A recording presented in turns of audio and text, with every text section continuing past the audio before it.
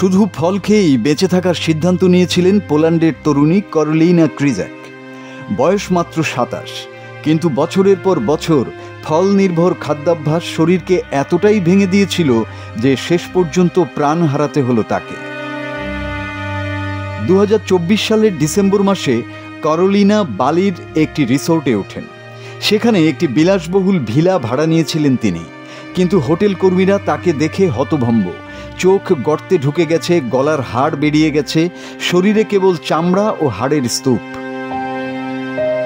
Hotel কর্মীদের ভাষায় কারোলিনাকে দেখলে মনে হতো তিনি যেন প্রতিদিন মৃত্যুর সঙ্গে লড়াই করছেন। এক পর্যায়ে তিনি এতটাই দুর্বল হয়ে পড়েন যে নিজের পায়ে হাঁটাও সম্ভব ছিল না। পুষ্টিহীনতায় তার দাঁত পচে গিয়েছিল, নখ হলুদ হয়ে গিয়েছিল, ত্বক নিস্তেজ ও বিবর্ণ হয়ে পড়েছিল। কর্মীরা চিকিৎসা নিতে অনুরোধ করলেও কারোলিনা তা প্রত্যাখ্যান করেন।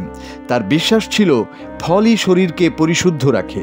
কিন্তু 3 দিন পর তার এক বন্ধু যোগাযোগ করতে না পেরে হোটেল কর্তৃপক্ষকে জানালে তার দরজা খুলে দেখা যায় তিনি নিথর হয়ে পড়ে আছেন। চিকিৎসকরা জানান কারোলিনার মৃত্যু হয়েছে অপুষ্টি ও অনাহারের কারণে।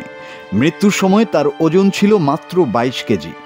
দীর্ঘমেয়াদী অপুষ্টিতে তিনি অস্টিওপরোসিস ও অ্যালবুমিনের ঘাটতিতে ভুগছিলেন। তার বন্ধুরা বলেন, কৈশোর থেকেই নিজের শরীর নিয়ে অনিশ্চয়তা ও আত্মবিশ্বাসের অভাবে ভুগতেন কারোলিনা। পরে যোগব্যায়াম ও ভেগানিজমের প্রতি ঝোঁক তাকে ঠেলে দেয় ফ্রুটারিয়ানিজমের দিকে, যেখানে খাদ্য তালিকায় থাকে শুধুই ফল। কারোলিনার মৃত্যু যেন সতর্ক বার্তা। সব ভাইরাল ডায়েট ট্রেন্ড যে স্বাস্থ্যকর নয়, বরং কখনো কখনো তা হতে পারে মৃত্যুরই আরেক নাম। মাসুদ হাসান, বাংলা টিভি।